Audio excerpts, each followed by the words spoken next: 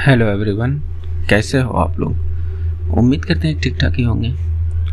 तो आज के वीडियो में हम लोग देखने वाले हैं आरआरबी एलपी टेक्नीशियंस भर्ती 2024 के लिए, जो कि प्रैक्टिस मॉक टेस्ट ये 12वां वीडियो है। जिससे पहले मैंने 11 वीडियो अपलोड कर चुका हूँ, आप लोग देख सकते हैं। अच्छे सब क्वेश्चंस को लिए हैं, जिसमें कि देखिए जो ये पैटर्न रहेगा इसको इस पेपर में, मतलब कि इस वीडियो में जो पैटर्न रहेगा आपका पिछले पेपर के पैटर्न के हिसाब से मैं इसमें क्वेश्चंस को सेट किया हूँ।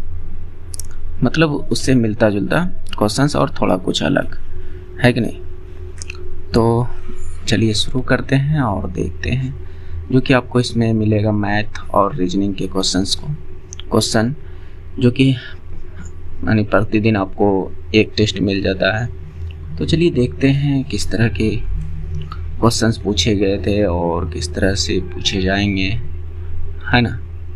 देखिए ये संभावित प्रश्न है, ये नहीं कि कन्फर्म। इससे रिलेटेड पूछ सकते हैं, डाटा चेंज हो सकते हैं, है ना, लेकिन टाइप तो रह सकता है सेम टू सेम, है ना। तो देखिए चलिए शुरू करते हैं। देखिए राजन की शादी 8 वर्ष पहले हुई, तब उसकी आयु वर्तमान आयु से 5/6 थी। ठीक है, तो उसकी शादी के वक्त उसकी बहन उससे 10 वर्ष छोटी थी, तो उसकी बहन की आयु क्या होगा। ठीक है, तो देखिए इसको कैसे कर सकते हैं। ओके, तो मान लेते हैं राजन की जो आयु होगा उसको R मान लेते हैं। वर्तमान आयु, राजन की जो वर्तमान आयु होगी उसको हम R मान लेते हैं। कहता 8 वर्ष पहले शादी हुई थी, तो 8 वर्ष घटा देंगे। तो कह रहा है कि तब उसकी आयु जो है उसकी वर्तमान आयु का 5/6 थी। तो वर्तमान आयु हमने R माना, इसका 5/6। ठीक है, तो यहाँ से हम राजन की वर्तमान आयु को निकाल सकते हैं, है ना।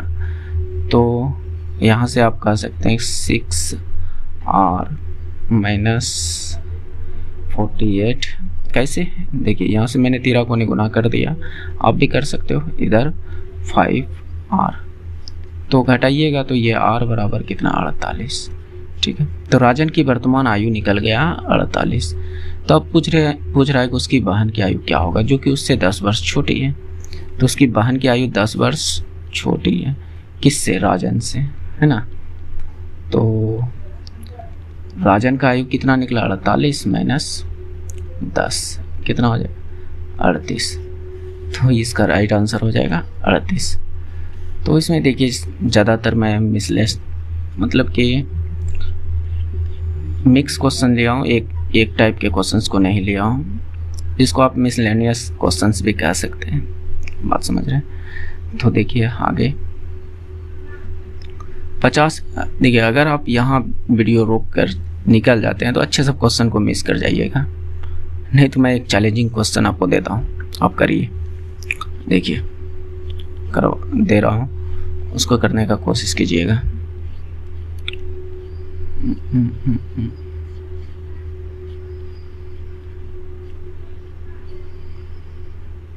कीजिए इस क्वेश्चंस को, आप स्क्रीनशॉट लेकर करने का कोशिश कीजिए। ठीक है, उसके बाद मैं इधर कराता हूँ। चलिए देखिए 50 लीटर शुद्ध दूध के एक कंटेनर से 10 लीटर निकाला जाता है। 10 लीटर निकाला जाता है और 10 लीटर फिर पानी द्वारा प्रतिस्थापित किया जाता है। यदि इस प्रक्रिया को 3 बार दोहराया जाता है तो अंत में पानी और दूध का अनुपात क्या होगा। तो इस तरह के क्वेश्चंस तो आप देखे होंगे कि बहुत ज़्यादा पूछता है, मतलब लगभग एग्जाम में इस टाइप के क्वेश्चंस को पूछा है। चाहे आप रेलवे का पिछले का ग्रुप डी का उठा के देखिए, एनटीपीसी का देखिए, इस टाइप का पूछा और अधिकतर स्टूडेंट छोड़े हैं इस क्वेश्चंस को। ओके, तो देखिए क्या कर रहा है, 50 लीटर दूध है। 50 लीटर अभी क्या है, शुद्ध दूध है, बात समझ रहे हैं, शुद्ध मिल्क है। अब इसने कहा कि 10 लीटर निकाल लीजिए, तो 10 लीटर आप निकाल लीजिएगा तो कितना बचेगा, 40 बचेगा, है ना। तो पुनः कह रहा है कि 10 लीटर पानी डाल दीजिए। अब इस 40 में आप जो पानी ऐड कीजिएगा, वाटर ऐड जो कीजिएगा, 10 लीटर वाटर ऐड कर दीजिए। 10 लीटर निकाला तो ये 40 हो गया, सिर्फ दूध और इसमें पानी मैंने ऐड कर दिया। तो अभी भी क्वांटिटी कितनी है, 50 है। तो फिर कह रहा है कि यदि इस प्रक्रिया को 3 बार दोहराया जाता है, इस प्रक्रिया को कितनी बार दोहराया जाता है, 3 बार। तो अब बताइए, अब यहाँ पर 50 है और ये पानी 40 है। तो अब जो हम 10 लीटर निकालेंगे टोटल में से, 50 में से, तो कुछ दूध भी निकलेगा, कुछ पानी भी निकलेगा। इसका मैं शॉर्टकट तरीका भी बताऊंगा, थोड़ा समझने का कोशिश कीजिएगा, ठीक।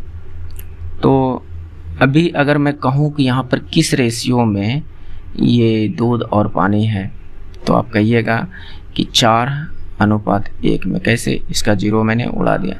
तो मिल्क और वाटर का जो रेशियो है 4:1 में है। बात समझ रहे हैं। तो मैं ऐसे नहीं करके, चलिए ऐसे ही करते हैं। तो इतना 4:1 में है, तो टोटल कितना, 5। हमको क्या चाहिए, दूध का निकालना है, तो 4/5 और दूध का अनुपात कितना, तो आपका जवाब होगा कि 40 है। तो यहाँ से इसको कीजिएगा हल, तो 8 चौके 32।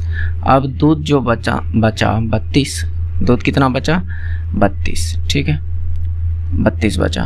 तो पानी जो भी है उसको रहने देते हैं। मैं ये कितने बार प्रक्रिया दोहराया, यहाँ पर 1 बार, ये दूध यहाँ 1, यहाँ दूसरा और 1 बार दोहराना चाहिए। फिर आप 32 का जो 4/5 कीजिएगा, तो ये कितना हो जाएगा,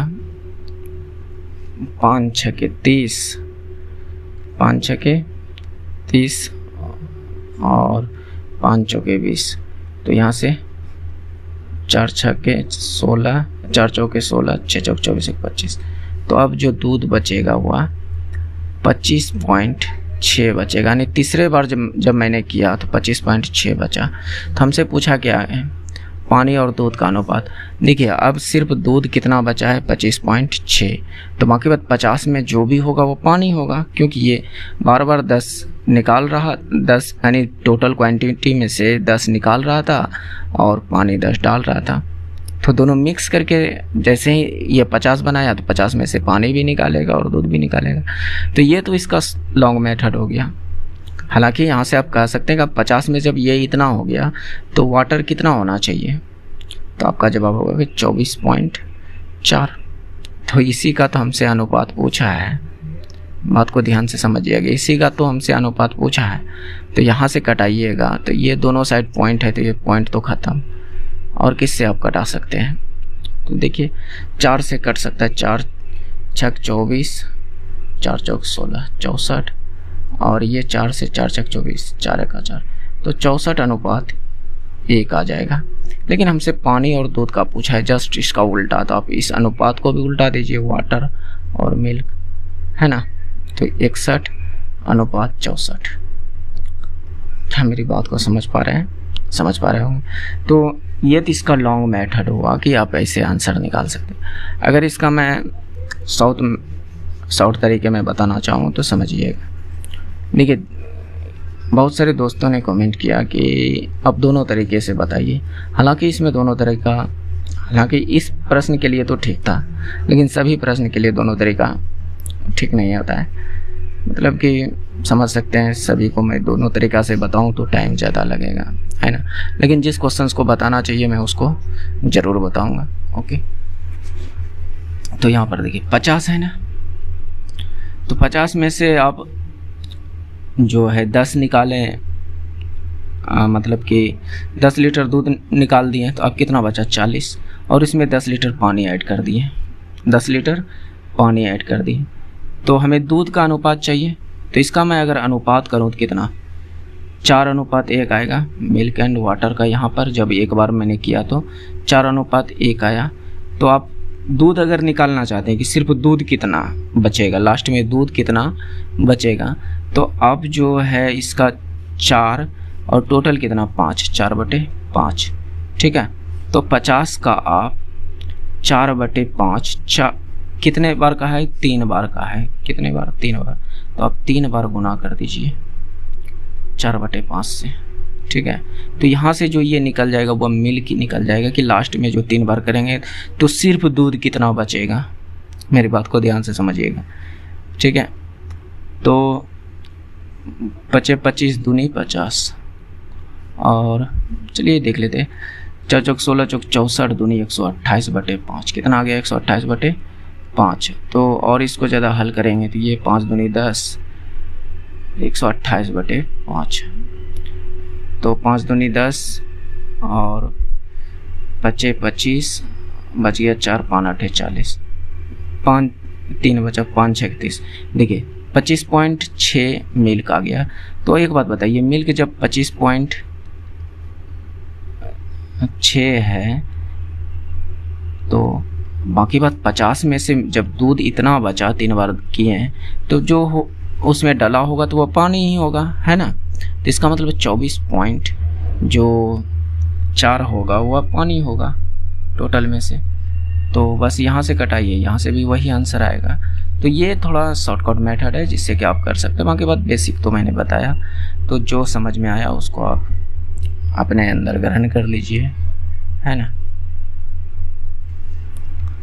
तो यहाँ पर देखिए P और Q की औसत आयु 24 वर्ष है। देखिए उसके बाद P Q R की औसत आयु 22 वर्ष है। पिछले वर्ष उनकी आयु का योग ज्ञात कीजिए। पिछले वर्ष उनकी आयु का योग ज्ञात करना है, तो कैसे करें? तो देखिए योग बराबर क्या होता है? औसत गुने कुल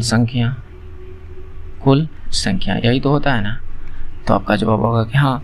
तो मैं P Q का योग अगर निकालना चाहूँ, P + Q का योग, तो क्या होगा? औसत कितना? 24। कितने आदमी हैं? 1 2 2, तो 24 दूनी 48। फिर मैं कह रहा हूँ कि P Q R का औसत 22 है। तो अगर मैं P Q और R का औसत योग निकालना चाहूँ तो ये कितना निकल जाएगा? तो आपका जवाब होगा 22। कितने आदमी हैं? 1 2 3, तो 22 3 66। तो यहाँ से तो हमसे पूछा है कि उनके पिछले वर्ष उनकी आयु का योग क्या होगा। तो पिछले वर्ष उनकी आयु का योग क्या होगा? तो अब तो हमें सबका अलग अलग निकालना पड़ेगा, तभी तो हम बता सकते हैं पिछले वर्ष उनकी आयु का योग क्या होगा। तो चलिए निकालते हैं। पी क्यू का हमारा दिया हुआ है कितना? 48। इसके जगह पर मैं 48 पुट कर सकता हूँ क्या? तो आपका जवाब होगा कि हाँ कर सकते हैं। तो ये कितना निकल गया? 66। टोटल कितना है? 66। तो R बराबर कितना? 66 - 48। 66 - 48। तो R बराबर यहाँ से क्या निकल जाएगा? तो 14 मार गया 6 1 14। तो एक बात बताइए, R का तो हमने फाइंड कर लिया, क्या हम अब P और Q का अलग अलग फाइंड कर सकते हैं क्या? तभी तो हम ना बताएंगे कि जो पिछले वर्ष आयु उसका होगा, उनके आयु का योग जो होगा वो क्या होगा। मैंने R का पता कर लिया कि 14 वर्ष है, लेकिन जब इसका अलग अलग हम मेरे पास आएगा डाटा, तभी तो हम बता सकते हैं कि पिछले वर्ष उन तीनों की आयु का योग, उनकी आयु का योग क्या होगा, या उन तीनों की आयु का योग नहीं बता सकते हैं ना। तो इसलिए डाटा वो पर्याप्त है। ओके, नेक्स्ट देखिए, 3 वर्ष पहले मेरी उम्र के 3 गुने को 3 वर्ष बाद मेरी उम्र के 3 गुने से घटाने पर मेरी उम्र प्राप्त होती है। तो मान लेते हैं मेरी जो उम्र है, मेरी क्या, यहाँ पर मेरी जो लिखा हुआ है, इसकी उम्र को हम x मान लेते हैं, वर्तमान आयु को x मान लेते हैं। चलिए मैं लिख ही देता हूँ, हालांकि मैं ये सब लिखता नहीं हूँ। वर्तमान आयु क्या है? x है, ठीक है, x। अब जो कह रहा है उस चीज़ को मानिए। 3 वर्ष पहले, तो 3 वर्ष पहले मेरी आयु क्या? x - 3 और 3 वर्ष पहले मेरी उम्र के 3 गुना, यानी इसका 3 गुना, जो भी ये उम्र हो गया, ठीक है। फिर कह रहा है कि 3 वर्ष बाद तो 3 वर्ष बाद उम्र क्या होगा? ये तो 3 वर्ष पहले की है और 3 वर्ष बाद की उम्र क्या? x + 3 के 3 गुने से घटाने पर, के 3 गुने से घटाने पर मेरी उम्र प्राप्त होती है, यानी जो मेरी वर्तमान उम्र है वो प्राप्त होती है। यानी इसमें से इसको घटाने पर जो मेरी उम्र, वर्तमान उम्र है, जो वो प्राप्त हो जाता है। तो मैं अभी कितने वर्ष का हूँ, तो इसका मतलब इसमें हमको इसको घटाना पड़ेगा। तो इसको आगे आप ला लीजिए। तो ऐसे मैं गुना कर दूँ तो ये 3x + 9 माइनस, इसको गुना करूँ तो ये 3x - 9 है ना, बराबर x। यही तो क्वेश्चन ने कहा है। अगर मैं यहाँ से पूरा एक बार, यानी पूरा एक बार पढ़ूँ तो क्या ये मुझे ये डाटा मिलेगा, जो कि मैंने वर्तमान आयु x माना है, जो कहा है कि अभी मैं कितने वर्ष का हूँ, तो x वर्ष का हूँ। बात समझ रहे हैं? तो अब यहाँ से x फाइंड कीजिए, जो भी आंसर होगा वो आपका आंसर होगा। बात समझ रहे हैं? तो 3x + 9, इस माइनस से इन दोनों में गुना होगा तो -3x + 9 बराबर x। तो ये प्लस में, ये माइनस में थी, ये तो घट गया, तो बचा क्या? 9 + 9 18। x बराबर क्या हो गया? 18। तो ये राइट आंसर हो जाएगा आपका 18। ओके, देखिए दोस्त, भले ही हमारी एंट्री धमाकेदार ना हो, जैसे वीडियो की शुरुआत में बहुत सारे क्या देखते होंगे कि एंट्री एकदम ज़बरदस्त होती है, लेकिन बीच में पता चलेगा कि कुछ भी नहीं है। बात समझ रहे हैं? वो सब बस एडिटिंग है और हमें एडिटिंग आती नहीं है। बात समझ रहे? सिंपल सी भाषा, हमें एडिटिंग आती नहीं है कि मैं शुरुआत में एकदम बढ़ा चढ़ा के बोलूँ, उस तरह से नहीं आती है दोस्त। सिंपल सी बात है। देखिए, 2 वर्ष के अंतराल पर पैदा होने वाले 3 बच्चियों की औसत आयु 8 वर्ष है, तो सबसे बड़ी बच्ची की आयु कितनी होगी? तो मैं मान लेता हूँ जो तीनों बच्चे हैं x, y, z। मेरे यहाँ पर करने का तरीका को समझिएगा थोड़ा सा। जो औसत आयु होती है वो बीच वाली होती है, हमेशा क्या होती है? बीच वाली। भले थोड़ा सा इससे कम हो सकती है, इससे ज़्यादा हो सकता है, लेकिन ये प्रायः जो होती है बीच वाली होती है। औसत क्या होती है? प्रायः बीच वाली। क्या मेरी बात को समझ रहे हैं? तो औसत आयु जो है 8 दिया था, तो हम y के आयु को ही हम 8 मान लिए।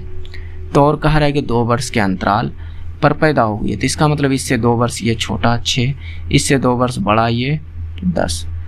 तो यहाँ से अगर मैं तीनों का योग निकालना चाहूँ, तीनों का योग, तो औसत कितनी? 8 और गुना 3, तो कितना होना चाहिए? टोटल योग 24 होनी चाहिए। क्या होनी चाहिए? 24। क्या मैंने, अगर मैं इसको जोड़ूं तो क्या 24 पूर रहा है? तो 8 6 14 10 24। तो इसका मतलब जो भी डाटा है यहाँ पर वो बिल्कुल परफेक्ट है। तो हमसे पूछा क्या? सबसे बड़े, तो सबसे बड़े कौन? z, और z का मान 10। बस खत्म। बात समझ रहे हैं? तो इस तरह से आप निकाल सकते हैं। हालांकि अगर आप तरीके से चाहो तो तरीके से भी निकाल सकते। इसने क्या कहा कि 2 वर्ष का अंतराल पे, तो मान लेते हैं पहला बच्चा का आयु होगा x होगा, दूसरे बच्चे की जो आयु होगा ये पहला, ये दूसरा, ये तीसरा। ठीक है, इस तरह से मैं मान रहा हूँ। ठीक है, दूसरे वर्ष का जो आयु होगा उससे 2 वर्ष बड़ा होगा। तीसरे वर्ष का तीसरा जो बच्चे का आयु होगा वो x + 3 होगा, और इन तीनों का योग जो क्या होगा, जो ये यहाँ पर दिया हुआ है। क्या बात को समझ रहे हैं? यहाँ पर इसको हल कीजिएगा, फिर यहाँ पर x का जो भी मान निकलेगा इसमें पुट कर दीजिएगा, आपका राइट आंसर आ जाएगा। तो ये तरीका है। तो ये बस आप थोड़ा सा दिमाग पर जोर डालिए कि मैंने ऐसा क्यों किया, समझने का कोशिश कीजिए। और क्या कह सकता हूँ, 5 मानों के विचलन 16 है। यदि प्रत्येक मान 2 गुना हो जाता है तो नए मानक विचलन का ज्ञात कीजिए। ठीक है, तो यहाँ पर देखिए इसको कैसे कर सकते हैं। ठीक, तो देखिए यहाँ पर विचलन दिया और हमसे मानक विचलन पूछ रहा है, तो हम पहले विचलन यानी मानक विचलन निकालेंगे। तो मानक विचलन बराबर क्या होता है? मानक विचलन बराबर जो होता है आपका √अंडर विचलन ये फार्मूला आपको याद रखनी है, ठीक है। इतना सा बात। तो मानक, ये जो मैं क्या लिख रहा हूँ आप समझिएगा बात को, ठीक है। तो रूट अंडर विचलन, विचलन कितना है 16, तो यानी इसका मतलब मानक विचलन कितना निकल गया 4। मानक विचलन कितना निकल गया आपका 4। अब यहाँ पर कहा है कि प्रत्येक मान को दोगुना कर दिया जाए तो मानक विचलन ज्ञात कीजिए, ठीक है। देखिए, जो चीज़ विचलन के साथ आप अगर गुना कीजिएगा तो वह विचलन, नया विचलन भी जो होगा उसका उतना गुना हो जाएगा। अगर भाग कीजिएगा तो नया विचलन भी उससे भाग लग जाएगा। जैसे यहाँ पर कहता कि प्रत्येक मान को 2 से भाग कर दिया गया है, यानी 2 से भाग लगा दिया गया है, तो फिर नया मानक विचलन क्या होता है। तो डायरेक्ट आपका जवाब होता कि इसको मैं 2 से भाग लगा देता तो 2 आंसर हो जाता। लेकिन इसने कहा कि दोगुना किया है, तो पहले मानक विचलन कितनी 4, तो मान को दोगुना किया है, तो इसका जो नया मानक विचलन होगा, नया मानक विचलन जो होगा, नया मानक विचलन जो होगा इस पहले वाले का दोगुना, यानी 4 गुना 2 क्या हो जाएगा 8। तो इस बात को ध्यान में रखना है कि विचलन में अगर इस तरह के क्वेश्चंस पूछे और मान को दोगुना या भाग करने की बात करें तो आप जो भी विचलन हो उसको आप डायरेक्ट, अगर गुना करने बोला है तो गुना कर दीजिए, भाग करने बोला है तो भाग कर दीजिए, वो डायरेक्ट आंसर हो जाएगा। बात समझ रहे हैं। तो नेक्स्ट देखिए दोस्त, देखें कि बहुत जगह इस तरह के क्वेश्चंस को नहीं कराया जाता है, और यही सब क्वेश्चंस जो है आपके एग्जाम का जो नहीं कहते हैं वो पिक पॉइंट 50-60 अधिकतर लोग कर लेते हैं। उससे ऊपर उठने के लिए आपको थोड़ा सा अच्छा क्वेश्चंस करना होगा, कम से कम 10 क्वेश्चन अच्छा करना होगा, नहीं तो फिर समझ सकते हैं वो 10 क्वेश्चन जो भी करेगा वो सिलेक्शन की ओर भागेगा। बात समझ रहे हैं। तो कोशिश कीजिए। देखिए, 4 व्यक्तियों की औसत आयु 42 है, ठीक है। उनकी उम्र क्रमशः ये है, तो सबसे बड़े और सबसे छोटे की उम्र का बीच का आयु क्या होगी, ठीक है। तो मैं अगर 4 व्यक्ति का योग कहूँ कि क्या होगा, 4 व्यक्तियों का योग में कहूँ तो क्या होगा। तो 4 व्यक्ति है, औसत कितना 42, तो इतना होना चाहिए, है ना, इतना होना चाहिए। तो यहाँ से 4 दूनी 8, 4 चौके 16, 168, इतना हो जाएगा। क्या मेरी बात को समझ पा रहे होंगे, ठीक। अब देखिए, अगर मैं अनुपात में देखूं तो चारों का अनुपात में मैं अगर देखूं तो यहाँ से योग, अनुपात का योग कितना निकल रहा है। रियल योग तो ये है, अनुपात का योग कितना, तो आप कह सकते हैं अगर एक इसमें कुछ लगा सकते हैं तो कह सकते हैं कि 1x + 3x + 4x + 6x। तो ये योग 4 व्यक्ति का ये योग है अनुपात में, और रियल में इतना है। तो यहाँ से अगर जोड़ कर देखिएगा तो 3 1 4, 4 4 8 6 14, 8 6 14x, जो कि बराबर में है 168, ठीक है, बराबर में है 168। तो यहाँ से कह सकते हैं कि x बराबर क्या आ गया, तो आपका जवाब होगा 14 1 14, 14 दूनी 28, 12। x बराबर कितना आ गया 12। अब हमसे जो पूछा है, देखिए, अब मैं यहाँ पर थोड़ा सा शॉर्टकट लगाने का कोशिश करूँगा, उस चीज़ को समझने का कोशिश कीजिएगा। देखिए, सबसे बड़े कौन है 6x, और सबसे कहने का मतलब सबसे कम उम्र यानी सबसे छोटे कौन है 1x। तो इन्हीं दोनों का अंतर पूछा है हमसे। तो अगर मैं इसी का अंतर ले लूँ, कितना है 6x में एगो x जाएगा, तो कितना 5x का अंतर है। तो हमें 5x की वैल्यू चाहिए, कितना x की 5x की। तो ये क्या हुआ 5 से गुना, तो आप इसमें भी 5 से गुना कर दीजिए, 60 ये आपका राइट आंसर। बाकी बात x आप निकाल ही चुके हैं यहाँ पर, इसका फिर अलग से निकालिएगा, फिर इसका अलग से निकालिएगा, तब घटाकर आंसर दीजिएगा। बेहतर है कि डायरेक्ट यहीं इसी में घटा लीजिए, या तो यहीं से 6 में 1 गया कितना 5, तो 5 अनुपात का मान जो भी होगा वो हमारा राइट आंसर। बात समझ रहे। तो इस तरह से कर सकते हैं। और देखिए दोस्त, थोड़ा सा आज हवा वगैरह चल रहा है, क्योंकि रूम में रहकर वीडियो बनाने में थोड़ा गर्मी का ज़्यादा एहसास होता है। बात समझ रहे हैं? तो थोड़ा सा नॉइस आ सकती है तो उसको इग्नोर कीजिएगा। बात समझ रहे हैं? तो ज़्यादा नहीं आएगा लेकिन हल्का फुल्का आएगा, क्योंकि थोड़ी थोड़ी हवा भी चल रही है, क्योंकि रूम से बाहर निकलकर मैं वीडियो बना रहा हूँ। ओके, नेक्स्ट देखिए यहाँ पर अवरोही क्रम में लिखे गए 10 अवलोकन जो कि 45 ये जो भी है, तो ये बिल्कुल डाटा सजा कर ही दिया है। देखिए बढ़ते से घटते क्रम में सजा कर ही बिल्कुल दिया है। और हमसे पूछा है कि माध्यिका जो है 24 है, तो x ज्ञात कीजिए। x क्या होगा? तो माध्यिका बराबर फार्मूला आप तो जानते होंगे, क्योंकि मैंने कई पिछले वीडियो में बताया है। हो सकता है आप पहले से जानते हो कि माध्यिका बराबर फार्मूला क्या होता है। तो आपको सबसे पहले नंबर गिन लेना है। कितना नंबर है? 1 2 3 4 5 6 7 8 9 10 नंबर है। कितने हैं? 10। इसका मतलब विषम संख्या, सम संख्या, इसका मतलब सम संख्या है। ठीक है, तो सम संख्या में क्या होता है? सम संख्या का जब माध्यिका ज्ञात करनी होती है तो सम संख्या के लिए सम संख्या का माध्यिका जो होगा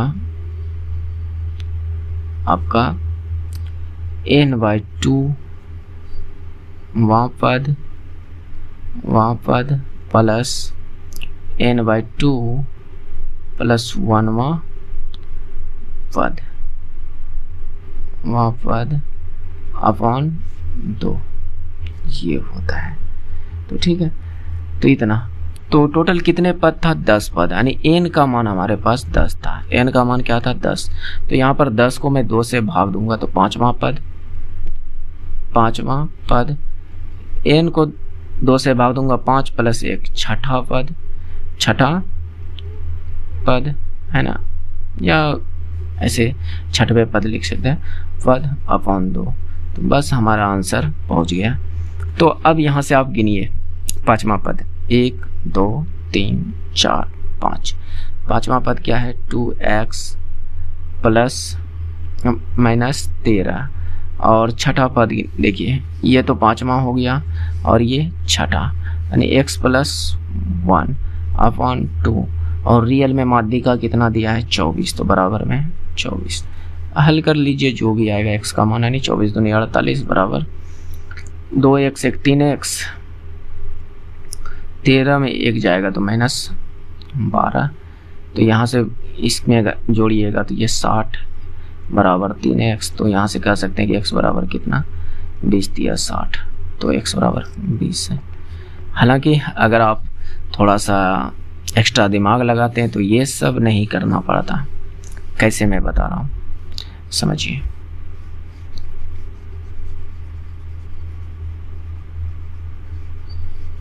मैं इस चीज को मिटा रहा हूँ, ठीक है।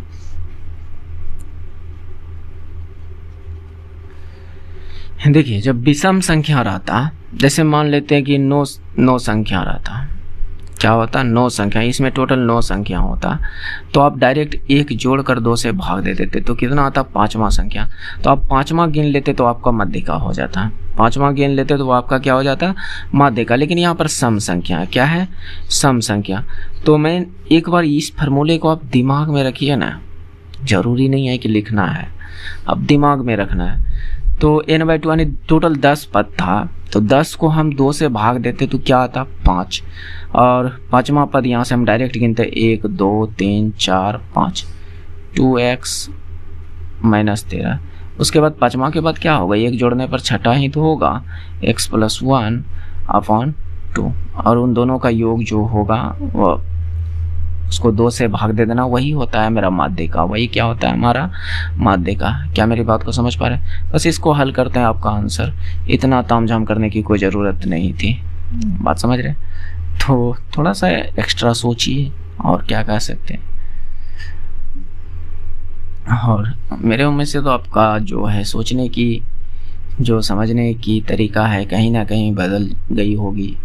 अगर आप हमारे क्या कहते हैं लगभग 10 वीडियो देख चुके होंगे तो, क्योंकि देखिए मैंने प्रीवियस ईयर में भी बहुत सारे कॉन्सेप्ट को बताया, बहुत सारे तरीके को बताया है।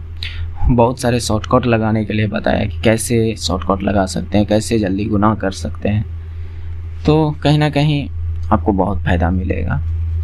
तो एक बार ज़रूर है कि आप देखने का कोशिश कीजिए। अगर आप पहली बार आए हैं, अगर पसंद आ रही है तो चैनल को ज्वाइन कर लीजिए। ज्वाइन मतलब क्या, नहीं, सब्सक्राइब कर लीजिएगा, जिससे कि आने वाली सभी वीडियो आप तक मिल सके, है ना। तो देखिए, 100 मीटर लंबी एक ट्रेन 70 किलोमीटर प्रति घंटा की चाल से चल रही है। ट्रेन जिस दिशा में जा रहा है उसी दिशा में 10 किलोमीटर प्रति घंटा की चाल से दौड़ने वाले व्यक्ति को वह कितने समय में पार करेगी। यानी कहने का मतलब, ट्रेन अगर इधर जा रही है तो व्यक्ति भी इधर दौड़ रहा है। आप समझ रहे, ट्रेन अगर इधर जा रही है तो व्यक्ति भी इधर ही भाग रहा है, जो कि 100 मीटर लंबा ट्रेन है। 100 मीटर लंबा ट्रेन है। तो यहाँ पर बिना बताए हमसे दूरी दे दिया है, कितना, 100 मीटर। क्या मेरी बात को समझ रहे। और अब हमें चाल चाहिए। क्या चाहिए, चाल, स्पीड जो होगी यहाँ पर रिलेटिव स्पीड लगेगी। बात समझ रहे, यानी ट्रेन और जब आदमी दोनों एक ही दिशा में जाए तो चाल घट जाएगी। चाल को क्या कीजिएगा, घटा दीजिएगा। यानी ट्रेन की चाल में मनुष्य की चाल, जो आदमी की चाल है, उसको घटा दीजिएगा। यानी ट्रेन की चाल कितना, 70, और पुरुष की चाल कितनी है, 10, तो इसको घटा दीजिएगा तो ये कितना आ जाएगा, 60 किलोमीटर पर घंटा। ठीक है, हमसे टाइम पूछ रहा है। तो यहाँ से आप एक चीज़ नोटिस कीजिएगा कि ये सेकंड में दिया है, ये मीटर में दिया है, तो ये फिर किलोमीटर प्रति घंटा में क्या कर रहा है, इसको आप चेंज कर दीजिए। इसको आप मीटर पर सेकंड में चेंज कर दीजिए। और कैसे कर सकते हैं इसको, आप 5/18 से गुना कर दीजिए। 5/18 से गुना कर दीजिए। क्या मेरी बात को समझ पा रहे होंगे। तो इतना हो गया, यानी 60 गुना 5/18, तो ये हमें मीटर पर सेकेंड में मिल गया। बात समझ। तो अब हम निकाल सकते हैं, डी बराबर फार्मूला लगा सकते हैं, ST यानी दूरी बराबर चाल इंटू समय। तो हमसे दूरी कितना है, 100, स्पीड कितना, 60 गुना 5/18 गुना में टी हमें चाहिए। तो आप कटा पिटा दीजिए ना। तो 1 0 से 1 0 कट गया, 5 से ये 2 बार में, और 6 से ये 3 बार में। तो टी बराबर कितना आ गया आपका, 3 दूनी 6 सेकेंड। तो ये राइट आंसर है। ओके, तो बस इस सब क्वेश्चन में कुछ रहता नहीं है, थोड़ा सा सोचना है और क्या करना है। और यही सब क्वेश्चन अगर पहली बार आ जाए तो फिर आपके लिए लोचा हो जाता है। सबके लिए नहीं, कुछ लोगों के लिए लोचा हो सकती है। मैं यहाँ पर मान के चल रहा हूँ कि अधिकतर लोग बेसिक स्टूडेंट हैं। अगर मेरा कहने का मतलब समझिएगा, अगर आप जिस क्वेश्चन को कर पा रहे हैं तो उसको आप बेधड़क वीडियो रोक कर कीजिए। आंसर आ गया तो आप स्किप करके आगे बढ़ जाइए, ठीक है। और एक बार आंसर ज़रूर चेक कर लीजिएगा कि जो आप किए हैं और जो मैंने आंसर लाया वो दोनों सेम है कि नहीं। भले तरीका कुछ भी हो, लेकिन आंसर आया कि नहीं है। अगर आ गया तो अच्छी बात है, निकल जाइए, आगे बढ़ जाइए। नहीं तो फिर आप कंटिन्यू कर सकते हैं, है ना। और अगर आपको लग रहा है कि मैं स्लो बता रहा हूँ तो आप थोड़ा सा इसकी स्पीड मतलब कि स्पीड बढ़ा लीजिएगा वीडियो का। उसमें ऑप्शन तो रहता है 2x 1x, जो भी करने का होगा कर लीजिएगा। वो अपनी इच्छा के अनुसार आप कर सकते हैं, है ना। तो इस क्वेश्चन को देखिए। एक वस्तु का अंकित मूल्य 400 है। अंकित मूल्य पर 20% छूट देने के बाद दुकानदार 48 रुपये का लाभ अर्जित करता है, तो उसका लाभ प्रतिशत कितना होगा। उसका लाभ प्रतिशत हमसे पूछ रहा है कि कितना होगा, ठीक है। तो देखिए, अब 2-3 चीज़ समझने का कोशिश किया। सीपी मतलब क्रय मूल्य, एमपी मतलब मार्क प्राइस, जो अंकित मूल्य दिया हुआ है ये मार्क प्राइस, और एसपी। मैं यहाँ पर आपको जो है क्या कहते हैं अनुपात वाला यानी रेशियो मेथड से ही बताऊंगा, जो कि आसान है। अगर एक बार सीख गए ये मेथड तो आप सबों के लिए जो है ये क्वेश्चन बहुत अच्छा हो जाएगा, मतलब कि बहुत सॉल्यूशन बहुत इजी बन जाएगा। तो मैं यहाँ पर अंकित मूल्य पर 20% की छूट देने की बात कर रही है। तो यहाँ पर कह सकते हैं कि इस परसेंटेज को आप पकड़िए, 20%। 20% का मतलब क्या, 1/5, यानी इसका मतलब अंकित मूल्य 5 है, MP 5 है, तो इस पर एक छूट दे रहा है। तो बेच कितने में रहा है, 5 का सामान पर एक छूट दे रहा है, तो बेच रहा है 4 पर। क्या मेरी बात को समझ पा रहे हैं? समझ पा रहे होंगे। यानी कहने का मतलब ये जो ऊपर वाला है वो छूट है, और नीचे वाला कुल जो भी MP किस पर बोला है, अंकित, तो नीचे वाला जो होगा अंकित मूल्य होगा और ऊपर वाला क्या होगा, छूट होगा। ठीक है, तो इतना बात समझ पा रहे होंगे। तो रियल में इसने कहा कि MP जो है, MP मध्य प्रदेश मत समझिएगा, अंकित मूल्य यानी मार्क प्राइस जो है वह 400 है, और यहाँ पर अनुपात में देखा जाए तो वह 5 है, यानी 5 अनुपात की वैल्यू जो है 400 है। तो हम कह सकते हैं कि 4 अनुपात की वैल्यू कितनी होगी। तो आपका जवाब होगा कि ये तो भाई 80 गुना है, तो आप इसका भी 80 गुना कर दीजिए, कितना हो जाएगा, 320। ठीक है, कितना हो जाएगा, 320। अब आगे थोड़ा सा समझने का कोशिश कीजिए। एक दुकानदार 48 रुपये का लाभ अर्जित करता है, 320 रुपये में बेचता है और 48 रुपये का लाभ करता है। इसका मतलब इसमें 48 रुपये एक्स्ट्रा है, CP से क्या है, क्रय मूल्य से 48 रुपया एक्स्ट्रा है। तो आप यहाँ पर आप CP भी निकाल सकते हैं। तो इसमें आप 48 माइनस कर दीजिएगा तो क्या हो जाएगा, 320 में आप 48 को माइनस कर दीजिए, 2 और 11 में 4 गया 7, 272, कितना हो गया, 272। तो आप देखिए आसानी से आप CP निकाल लिए, SP निकाल लिए। तो अब हमको क्या दिक्कत है इस प्रश्न को करने में, लाभ प्रतिशत ना पूछ रहा है। तो लाभ प्रतिशत बराबर फार्मूला क्या, लाभ गुना 100 बटे क्रय मूल्य, या CP कह सकते हैं, क्रय मूल्य।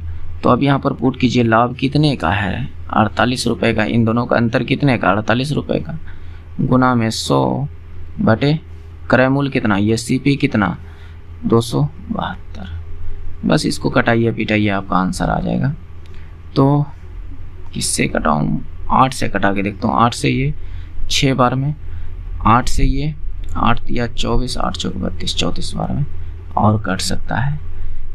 और मैं इसको अगर कटाने का कोशिश करूं तो बिल्कुल कट सकता है। देखिए 3 यानी 2 से ये 3 बार में, 2 से ये 17 बार में, तो नीचे में 17 आएगा, सभी ऑप्शन में है, यहाँ से तो नहीं कर सकते। तो मेरे पास घुमा फिरा के आंसर क्या आया, 3 गुना 100, 300 बटे 17। अब यहाँ पर आप स्मार्ट दिमाग लगा सकते हैं। अगर आप ये जो इसको अगर आप भिन्न में बदलने के लिए जानते हैं तो यहाँ पर आप थोड़ा सा एक्स्ट्रा सोच सकते हैं। जैसे मैं कहूँ कि यहाँ पर क्या है, लास्ट में 0, लास्ट में क्या है, 0। तो यहाँ पर ये कौन सा रूल होता है कि यहाँ पर गुना होता है और इधर ऐड हो जाता है, यानी 7 × 5 = 35, तो लास्ट में 5 आएगा और 5 में 1 जोड़िएगा तो कितना, लास्ट में 6 आ जाएगा, ऊपर में लास्ट में कितना आ जाएगा, 6। मेरी बात को यहाँ पर थोड़ा सा गौर से समझिएगा तो आपको कैलकुलेशन थोड़ा सा आसान लगने लगेगा। देखिए 7 × 5 = 35, 1 36, लास्ट में 6 आएगा, नीचे में 17 तो होगा ही होगा, लेकिन ऊपर में लास्ट में 6 आएगा, जबकि हमको चाहिए क्या, 0। तो ये आंसर नहीं हो सकता है। अगर मैं इसको देखूं, 7 × 9 = 63, 3 और 1 4, लास्ट में क्या आ जाएगा, 4, नीचे तो 17 होगा ही होगा, तो यहाँ पर भी नहीं हो सकता क्योंकि लास्ट में 4 आ जाएगा। अगर मैं यहाँ देखूँ 7 × 7 = 49, 1 50, लास्ट में 0 दिख रहा है, तो ये आंसर हो सकता है, ये आंसर हो सकता है।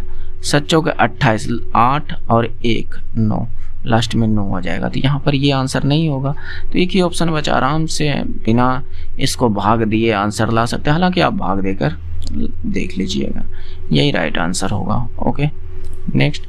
तो ये तरीका एक अच्छा तरीका है, इससे आप आसानी से बहुत कुछ कर सकते हैं। इस तरह के कॉन्सेप्ट यानी इस तरह, इससे क्या, इस तरह से आप बड़े बड़े क्वेश्चंस को इस टाइप का बना सकते हैं।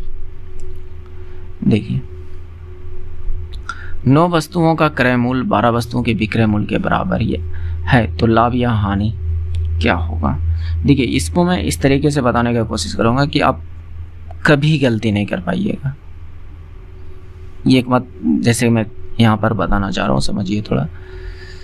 भले दोस्त देखिए, मेरा बताने का तरीका कुछ भी हो, बोलने का तरीका भी कुछ भी हो, लेकिन जो मैं तरीका बताऊंगा वो जेन्युइन तरीका होगा, जो कि आपको कहीं ना कहीं बहुत ज़्यादा बेनिफिट करेगा। तो इस बात को नोटिस कीजिएगा। लेकिन 9 वस्तुओं का क्रय मूल्य, हम कह सकते हैं 9 वस्तु का सीपी मतलब क्रय मूल्य जो है बराबर 12 वस्तुओं के विक्रय मूल्य, यानी 12 वस्तु के एसपी के बराबर है। इसने ये बात कहा, ठीक है। तो हम अगर मैं कहूँ कि सीपी को इधर रहने दीजिए और एसपी को उठाकर नीचे लेते हैं, एसपी को उठाकर नीचे लेते हैं, 12 इधर का रहने दीजिए और इस 9 को उठा के यहाँ नीचे लेते आइए, तो क्या मेरे पास जो है सीपी एसपी का रेशियो मिल गया क्या? तो आपका जवाब होगा कि हाँ बिल्कुल मिल तो गया। तो मिल गया तो फिर कर लीजिए ना आसानी से, या तो यहाँ पर इसको कटा कर छोटा भी कर सकते हैं, नहीं भी कटाइएगा तो कोई दिक्कत नहीं। तो इसका कहने का मतलब कि कोई वस्तु आप 12 में खरीद रहे हैं और 9 में बेच रहे हैं, सेल कर रहे हैं 9 में, तो घाटा हो रहा है ना। कितने का? तो आपका जवाब होगा कि 3 का घाटा हो रहा है। कि और कुछ भी हो, हानि परसेंट या लाभ परसेंट कुछ भी निकालना होता है, आप किस पर निकालते हैं? क्रय मूल्य पर, है ना। जब तक आपको बोला ना जाए कि आप विक्रय मूल्य पर प्रॉफिट या हानि निकालिए, तब तक आप क्रय मूल्य पर निकालिएगा। तो क्रय मूल्य कितना? 12, और प्रतिशत के लिए आप क्या कीजिएगा? 100 से गुना। तो यहाँ से घटाइए, ये 4, ये 25 बार में कर दिए 25%। क्या मेरी बात को समझ पा रहे हैं? तो समझते होंगे, समझने का कोशिश कीजिए। जो मैंने कुछ देर पहले बताया ना कि प्रॉफिट परसेंट बराबर फार्मूला क्या होता है, उसी प्रकार से लॉस परसेंट बराबर भी फार्मूला होता है, लॉस इंटू 100 बटे सीपी। बस इसी को मैंने यहाँ पर पुट किया है, जो आपका ये आंसर है। बात समझ रहे? तो ज़रूरी नहीं है कि ये सब लिखना पड़े, इन सब बातों को आप समझिए जो मैं बोल रहा हूँ, ठीक।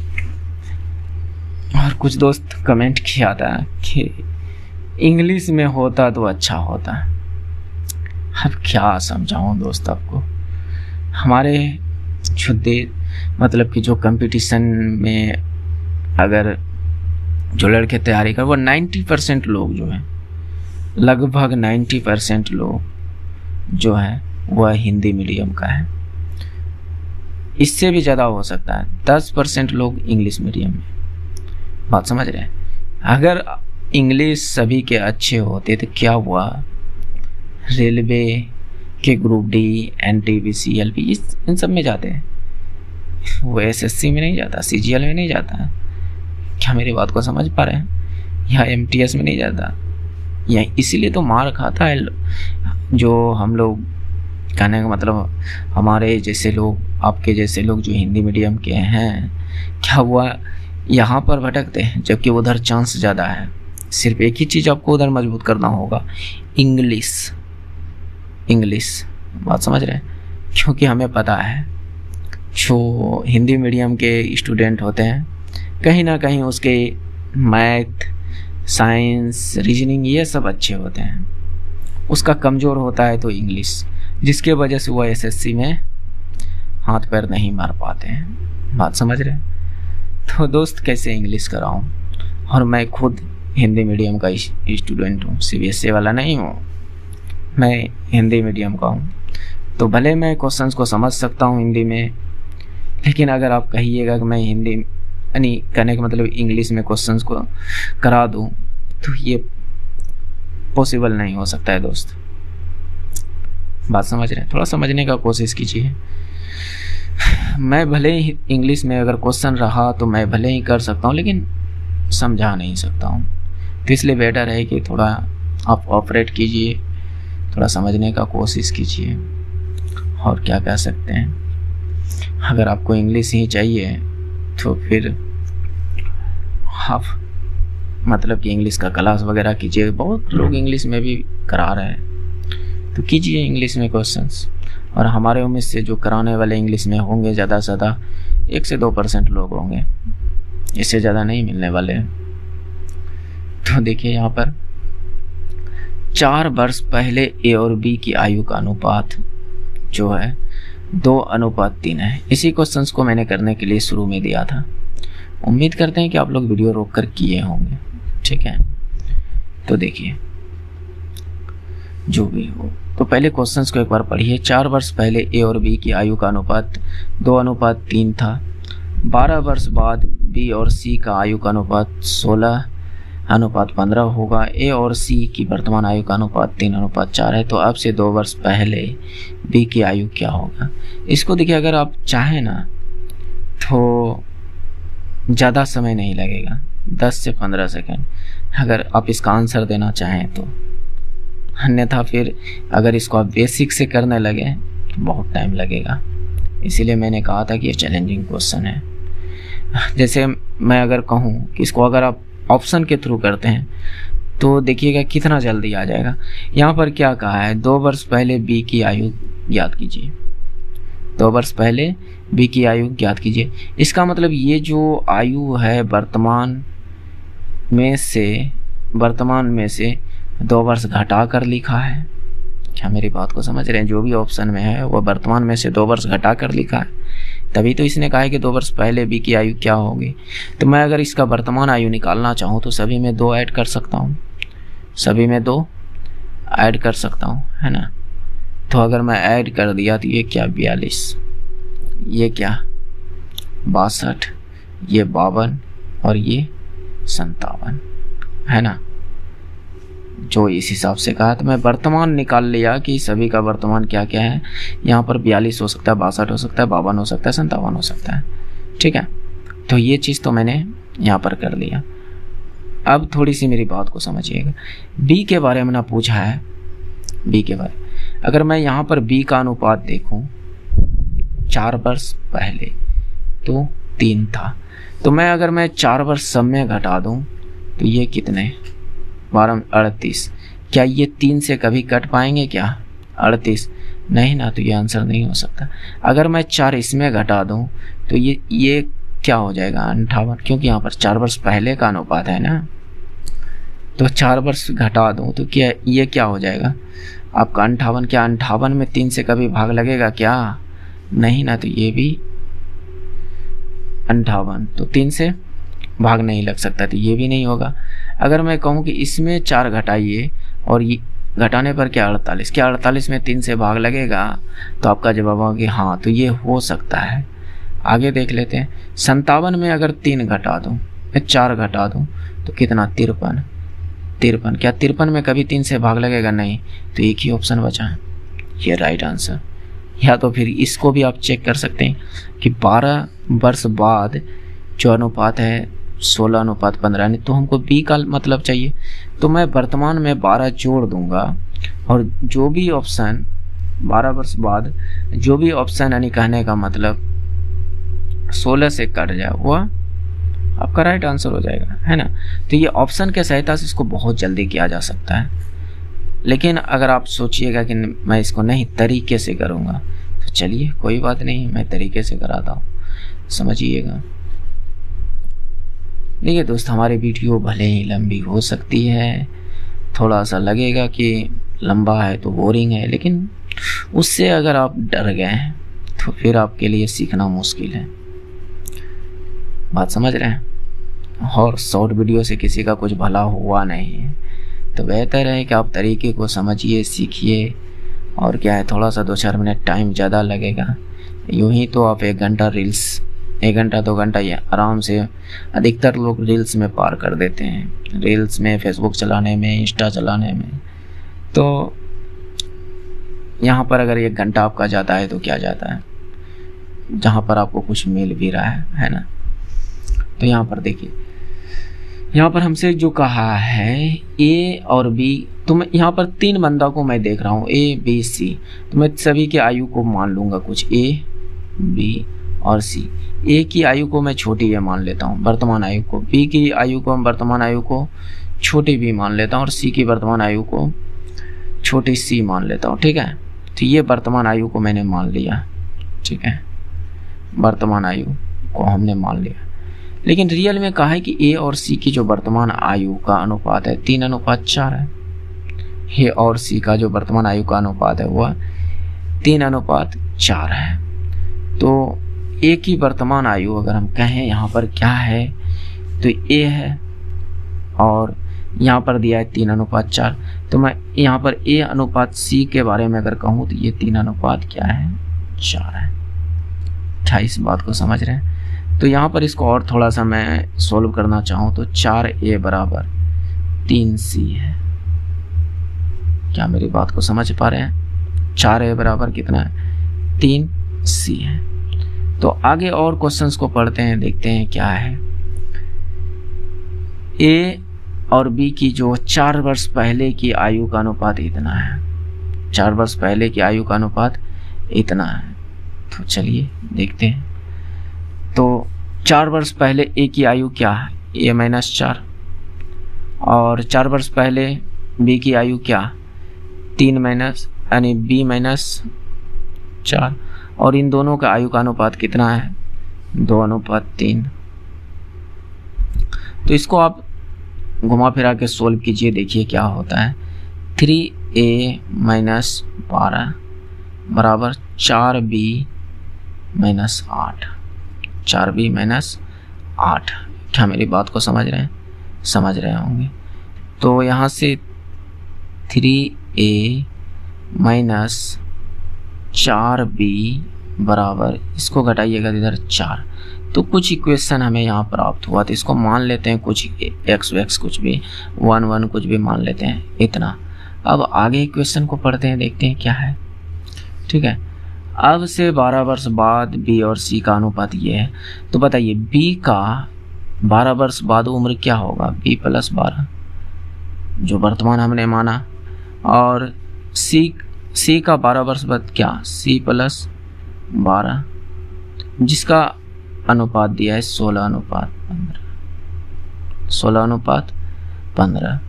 तो देखिए ये क्या हो जाएगा 15B प्लस 12 गुना 15 कीजिएगा तो कितना 180, और ये 16C और 16 गुना 12 कीजिएगा तो कितना हो जाएगा 192। क्या इन दोनों इक्वेशन को, इन सबसे कुछ जुगाड़ लग रहा है कि कुछ B वगैरह निकल जाए, B का मान कहीं से कुछ टपक उपक के निकल जाए, ऐसा कुछ अंदाजा लग रहा है क्या?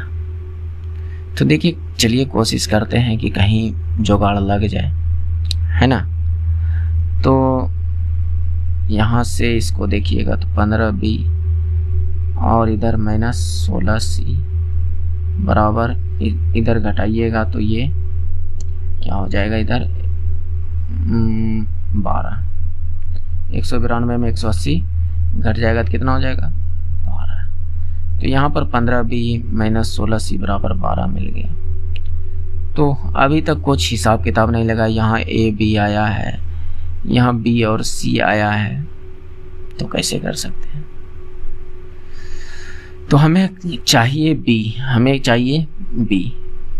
तो चलिए थोड़ा सा और हाथ पैर यहाँ पर मारने का, इसीलिए मैं कहता हूँ थोड़ा इस सब क्वेश्चन पर जो है आप ऑप्शंस पर ध्यान दीजिए, आपका जल्दी आंसर्स आने की संभावना हो सकती है। अगर मैं यहाँ से कहूँ A बराबर, तो A बराबर क्या होगा 3C/4, है ना।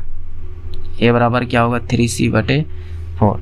तो हम A के जगह पर 3 तो है ये है, A के जगह पर 3C/4 पुट कर सकते हैं क्या, -4B बराबर 4, 4B बराबर 4। तो यहाँ से इसको हल कीजिएगा, 3 × 9C -4 × 16B बराबर 4 × 16।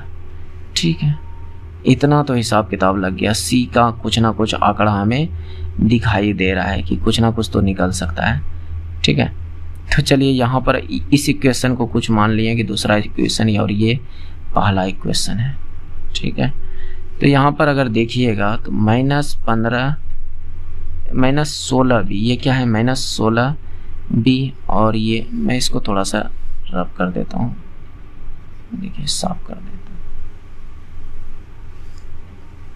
देखिए -16B प्लस 9C बराबर 16 ये इक्वेशन फर्स्ट।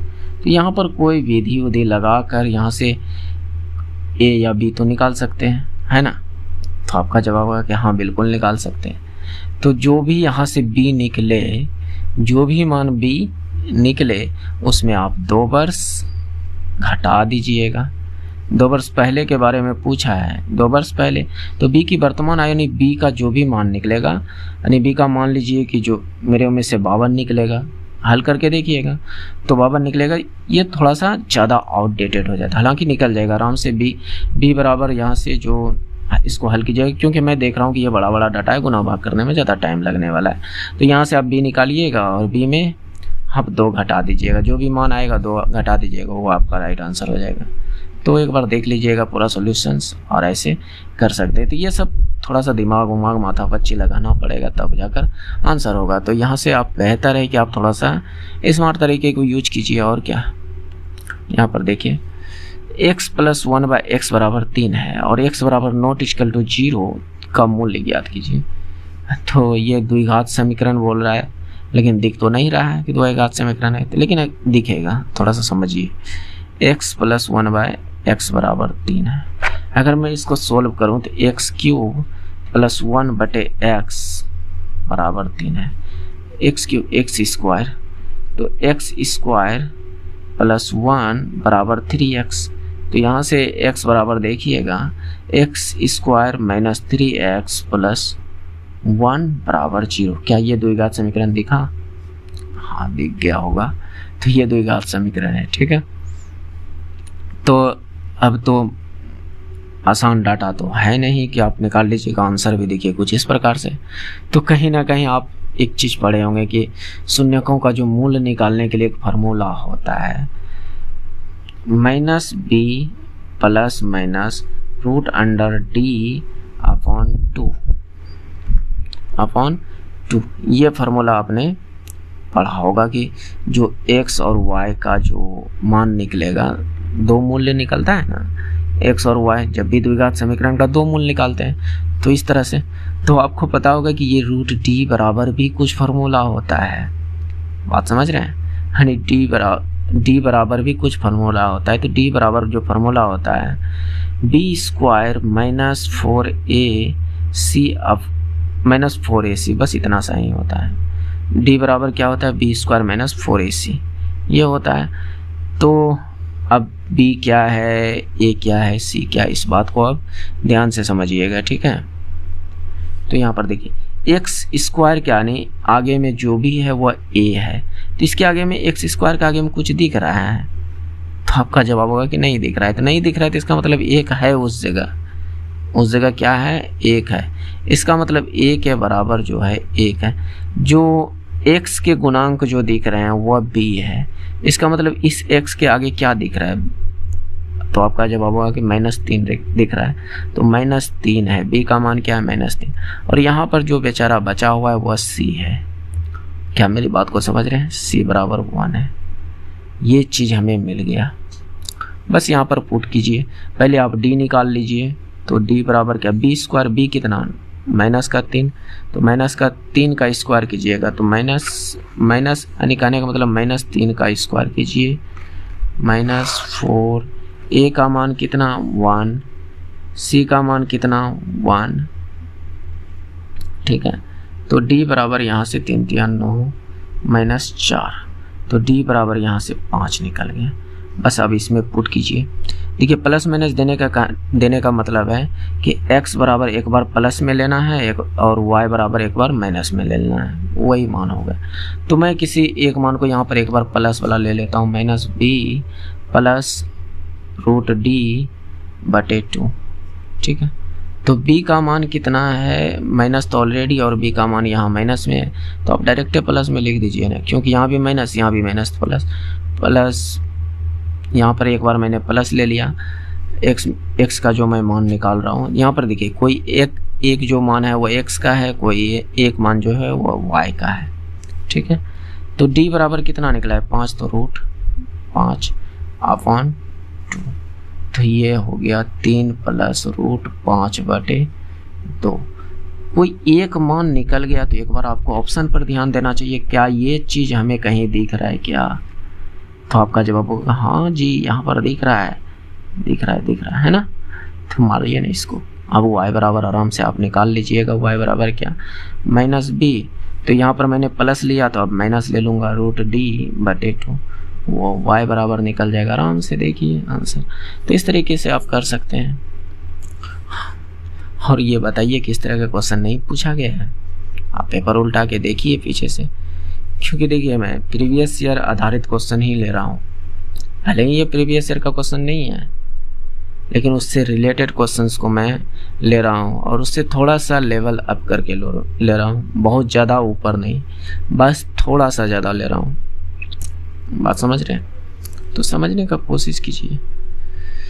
पी और क्यू की औसत मासिक आय इतना है, ठीक है। तो योग वाली बात तो समझ चुके होंगे कि पी प्लस क्यू का अगर योग निकालना चाहें तो क्या होगा, 50 गुना 2, और Q और R का योग निकालना चाहूँ तो क्या होगा, जो भी मान है 62 50 गुना 2, क्योंकि यहाँ भी 2 व्यक्ति Q और R। उसके बाद P और R, P प्लस R, इसका योग निकालना चाहूँ तो ये क्या होगा, 5200 गुना का 2, ठीक है। तो हमें P के मासिक आय चाहिए, P के मासिक आय चाहिए। तो यहाँ पर देखिए थोड़ा सा आप एक्स्ट्रा सोचिएगा। तो मैं जो यहाँ पर कर रहा हूँ उस बात को समझिए, ठीक है। तो यहाँ पर जो है P कै गो दिख रहा है, 1 2, तो इसका मतलब 2 गो P होगा, Q कै गो 2 गो, R कै गो 2 गो, तो इसका मतलब जो भी होगा 2 P plus Q plus R। क्या मेरी बात को समझ रहे हैं? इधर जो भी होगा ये 2 कॉमन हो जाएगा, अंदर में जोड़ में इसको मैं जोड़ रहा हूँ, क्या कर रहा हूँ, इसको भी मैंने ऐड किया, इसको भी सबको ऐड कर रहा हूँ। तो ये क्या होगा, 50 50। ये शॉर्टकट करने का कुछ तरीका बता रहा हूँ, हालांकि आप यहाँ पर डायरेक्ट गुना करते हैं फिर जाके भाग देते हैं, तो फिर जाकर आपका आंसर आता है 5200। तो ये 2 से 2 तो कट ही गया। क्या मेरी बात को समझ रहे हैं? तो बच गया क्या, P plus Q plus R। बात समझ रहे हैं?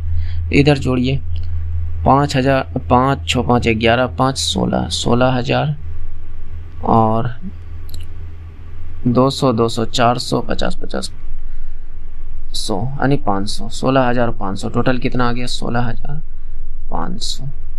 देखिए ये सब जोड़ने का, फास्ट जोड़ने का तरीका, बाकी बात आप ऐसे ऐसे करके जोड़िए ना, को टाइम लगेगा।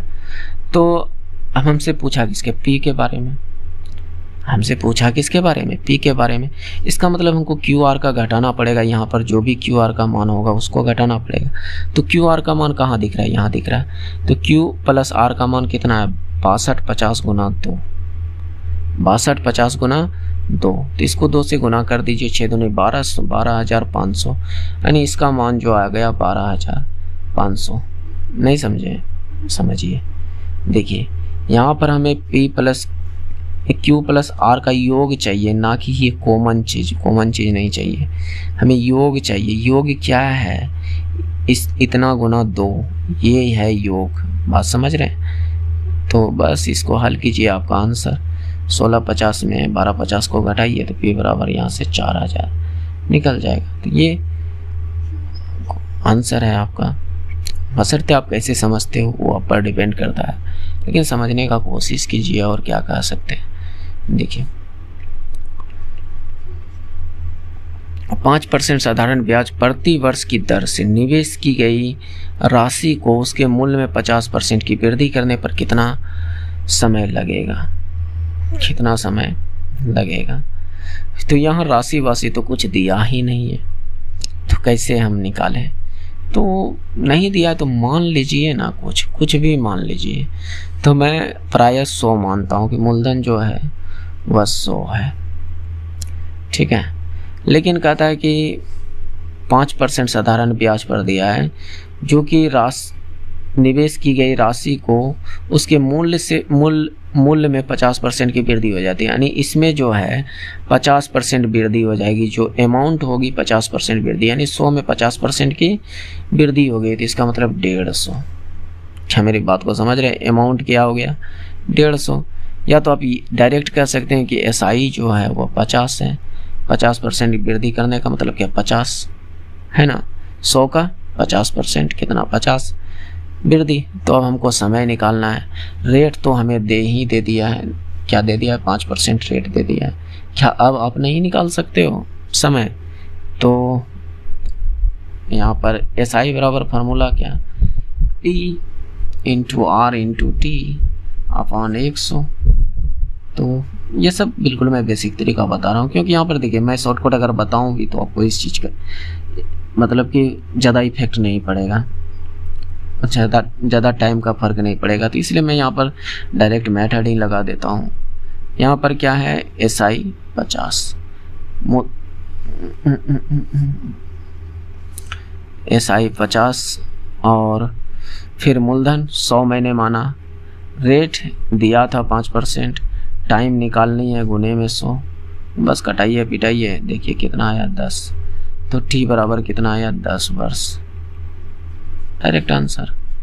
तो बस सोचने की नज़रिया होनी चाहिए और क्या है ना।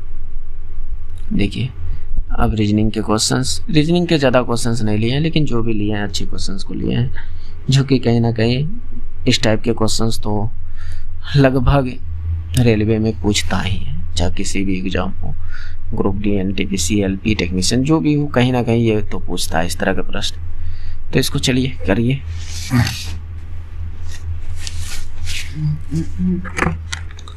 देखिए क्या कह रहा है, 6 मित्र हैं, 6 मित्र एक वृत्त के चारों ओर केंद्र के सम्मुख बैठा है, केंद्र के सम्मुख बैठा है। तो जब वृत्त वाली बात करता है और कितने व्यक्ति बोला है 6, तो आप ऐसे कीजिए, इस तरह से खींचे तो कितने लकीरपुर गया, यहाँ से पॉइंट के बाद में 4 आदमी, यानी सभी के कोना पर अगर एक गो बैठा दूं तो 4, हमें 6 चाहिए थे, एक लकीर और किधरों खींच दीजिए, 6 गो हो गया।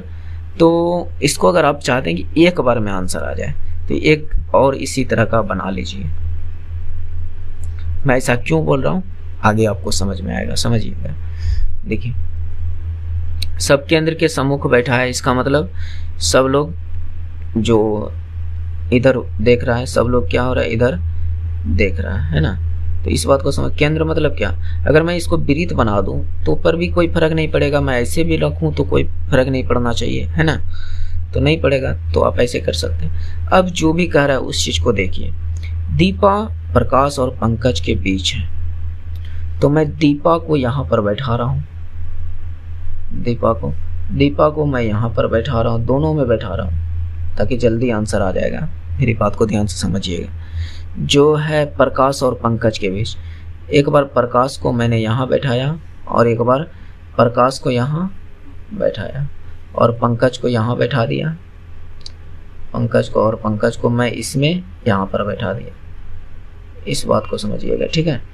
तो दीपा प्रकाश और पंकज के बीच में, दीपा पंकज और प्रकाश के बीच में, क्योंकि ये 2 कंडीशन इसका हो सकता है, क्योंकि अभी इसने ये नहीं कहा है कि दीपा पंकज के बाएं हैं कि दाएं हैं, ऐसा कुछ नहीं कहा है, तो इसलिए मैं 2 फिगर यहाँ पर लिया हूँ, ठीक है। प्रीति मुकेश और ललित के बीच है, प्रीति मुकेश और ललित के बीच है, इनसे हमें अभी कोई क्लू नहीं मिल रहा है, इन तीनों के नाम में ये वाला नाम नहीं आया है, तो इसलिए इस लाइन को अभी इग्नोर कीजिए, नहीं थोड़ा सा स्किप कीजिए। अब आगे पढ़िए। ललित जो है प्रकाश के बाएं ओर बैठे हैं, ललित जो है प्रकाश के बाएं ओर बैठे हैं, तो बायां किधर, मतलब इधर जाने का मतलब बायां, इधर जाने का मतलब दाहिना, इधर जाने का मतलब, अगर आप भी इस जगह बैठ कर देखो ना कि आप इस जगह बैठे हो और उधर मतलब कि केंद्र की ओर देख रहे हो, तो आपका दायां किधर, इस साइड, आपका बायां किधर, इस साइड, तो इधर जाने का मतलब बायां और इधर जाने का मतलब दायां। क्या मेरी बात को समझ रहे, तो समझ रहे होंगे।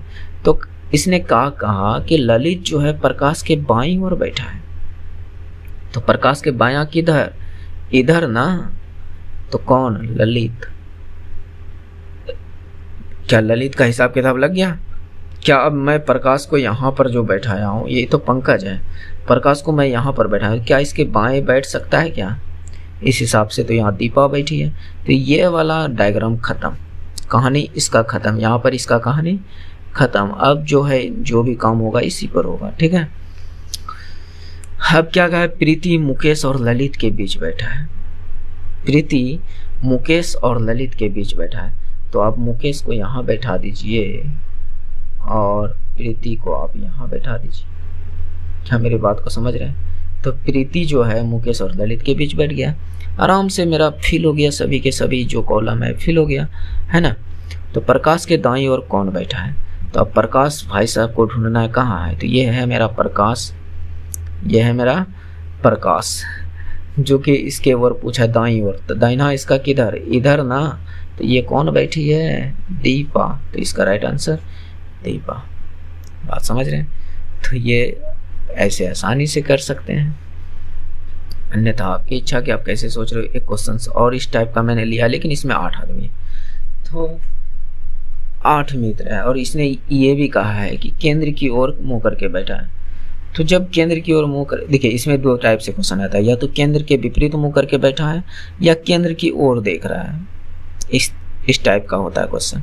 इसमें बहुत टाइप के क्वेश्चन होते हैं, और आज मैं 10, ये जो मेरा 12वां वीडियो है, इससे पहले मैंने हर एक वीडियो में कम से कम एक क्वेश्चन जरूर मैं लिया हूँ सीटिंग अरेंजमेंट से, और सब अलग क्वेश्चन होगा, एक क्वेश्चन यानी सब क्वेश्चन का टाइप अलग होगा, आप देखिएगा।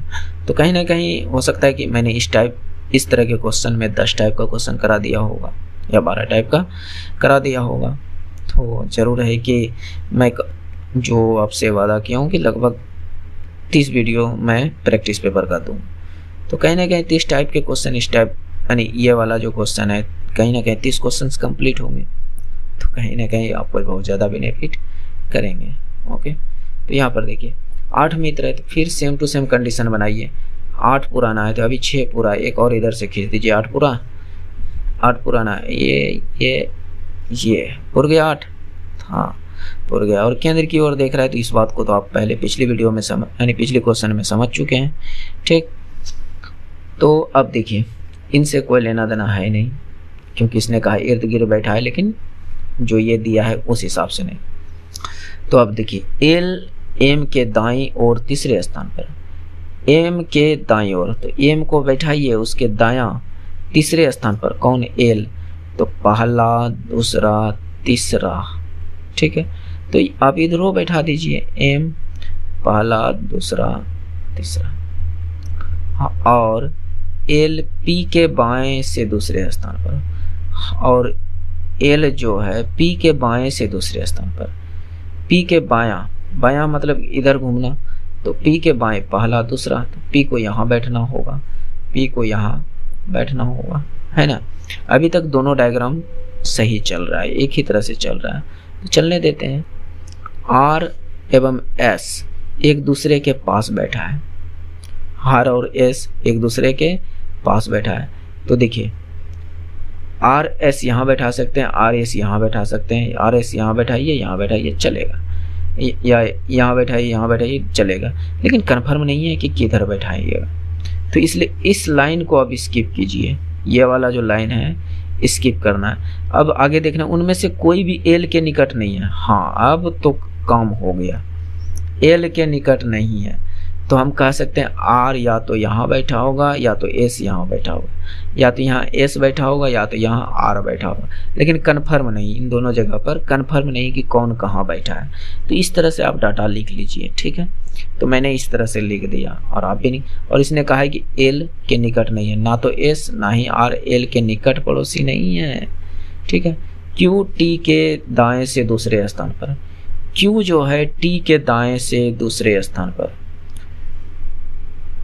टी के दाएं से दूसरे स्थान पर, अगर मैं टी को यहाँ बैठाऊं तो दूसरे स्थान पर, पहला दूसरे स्थान पर नहीं बैठ सकता है टी यहाँ, है ना, टी को यहाँ पर हम नहीं बैठा सकते हैं। अगर मैं टी को यहाँ बैठा दूं और इसके दाएं से दूसरे स्थान, पहला दूसरा बिल्कुल बैठ गया, तो यहाँ पर बैठ सकता है। तो अगर मैं कहूँ कि टी को यहाँ पर, अगर मैं ना ये दोनों स्थान तो यहाँ पर पहले से फिक्स हो चुका है, तो ये डायग्राम अब लेना ही नहीं, ठीक है।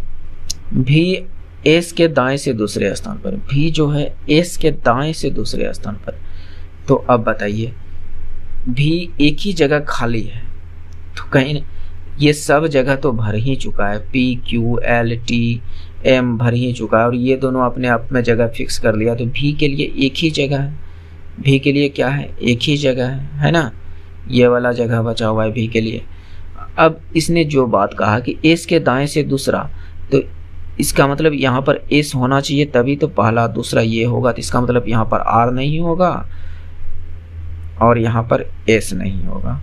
क्या जगह दोनों सबका फिट हो गया, जो भी 8 व्यक्ति था उसका जगह फिक्स हो गया, तो आपका जवाब होगा कि हाँ बिल्कुल फिक्स हो गया। अब जो पूछ रहा है भी के बाएं तीसरे स्थान पर कौन है, भी के बाएं, बाएं मतलब कि इधर जाना है, इधर इधर इधर इधर इधर घुमाना है ना, तो भी के बाएं तीसरे स्थान पर पहला दूसरा तीसरा आर, कौन बैठा है, आर, तो ये राइट आंसर हो जाएगा।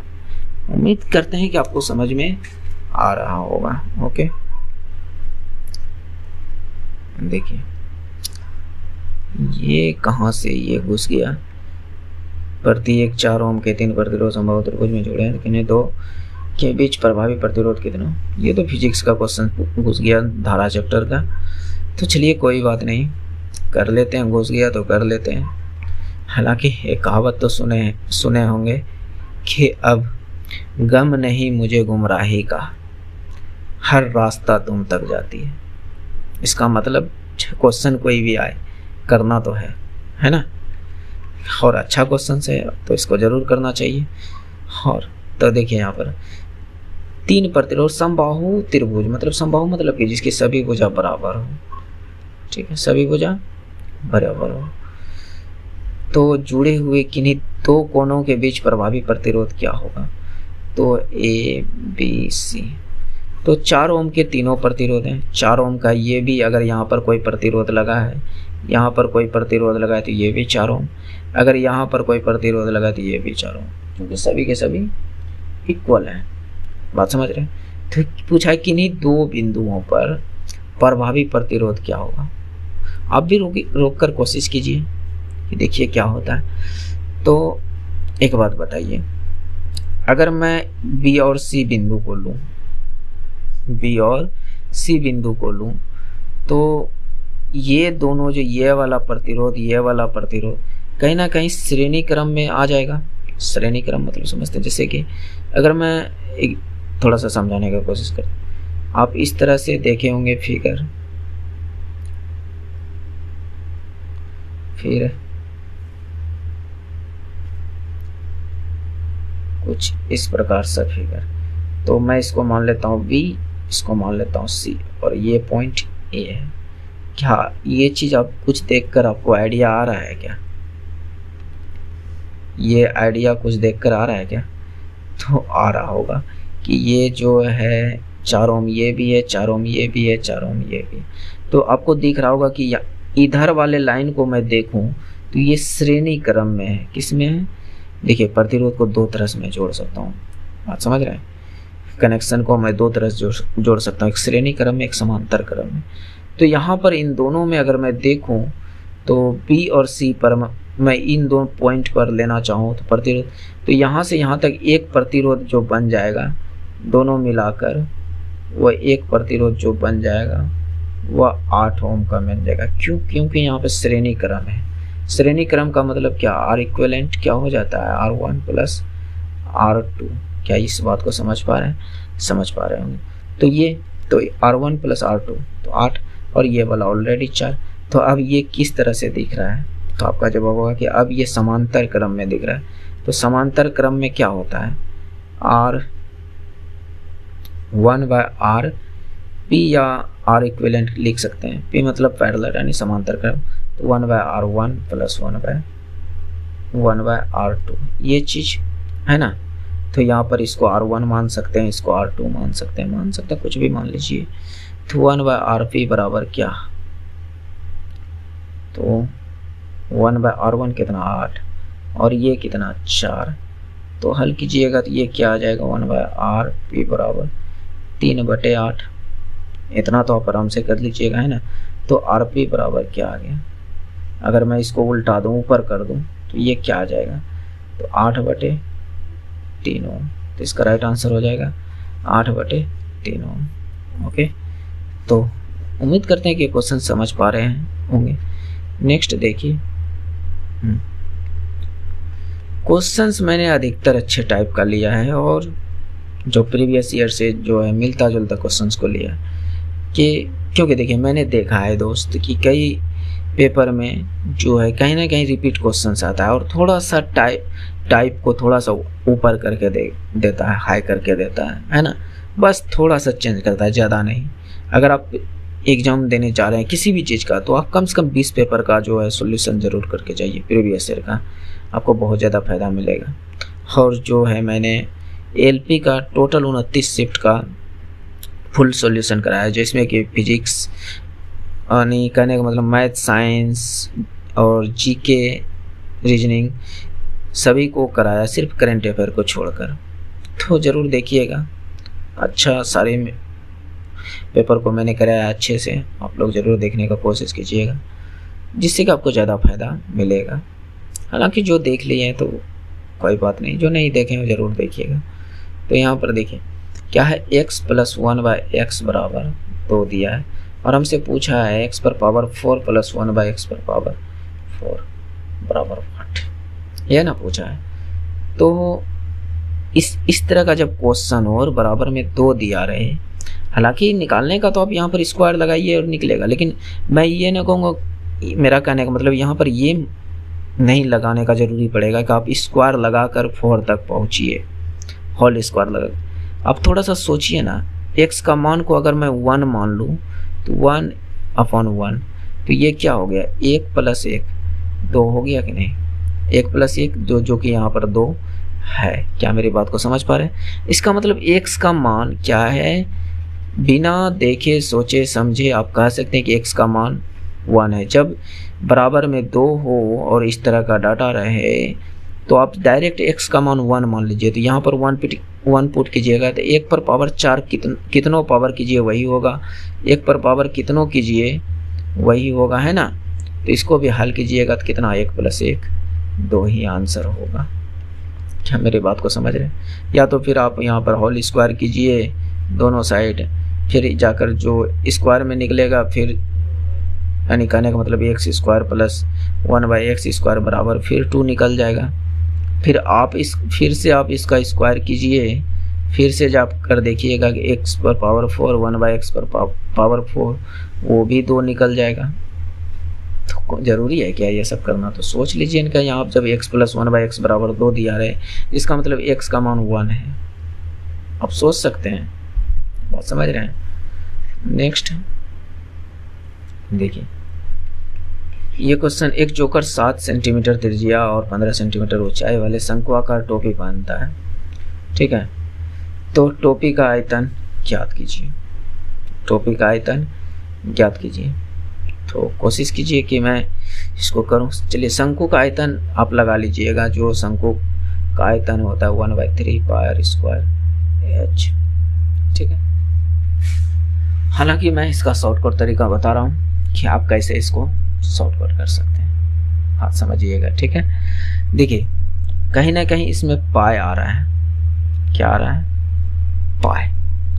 पाई का मान क्या होता है 22/7, और 22 को हम क्या लिख सकते हैं 11/2, है ना। तो जो भी आंसर होगा वो 11 से कटनी चाहिए, बात समझ रहे हैं। जो भी आंसर होगा वो 11 से कटनी चाहिए, यानी भाग लगनी चाहिए। तो एक ही ऑप्शन है, जरूरी नहीं है कि आप ये करो। ऑप्शन में एक बार ध्यान डालने में क्या जरूरी है, मतलब क्या जाता है, तो डायरेक्ट आंसर, क्योंकि दूसरा कोई ऑप्शन ही नहीं है जो कि 11 से कट रहा है। तो यहाँ पर जब देखिए अधिकतर क्वेश्चन में जो है, एक बार जब कहने का मतलब क्षेत्रमिति का प्रश्न आए और उसमें जब पाई का यूज हो रहा हो, पाई का यूज हो रहा हो और कोई भी डाटा जो है 11 के मल्टीपल में ना हो, कोई भी डाटा 11 के मल्टीपल में ना हो, तो आप एक बार ऑप्शन को 11 से कटाने का कोशिश कीजिएगा, आराम से आपका आंसर आ जाएगा। अगर 2 गो रहा तो फिर और दूसरा उपाय देखा जाता, लेकिन इसमें एक ही था। क्या मेरी बात को समझ पा रहे हैं? समझ पा रहे होंगे। तो ये इसका राइट आंसर है। हालांकि आप लगा लीजिएगा ये फार्मूला, आपका आंसर आ जाएगा। ओके देखिए इस क्वेश्चंस को मैंने पिछली वीडियो में आप लोगों को HW के रूप में पूछा था, तो बहुत सारे भाइयों का सही आंसर आया था।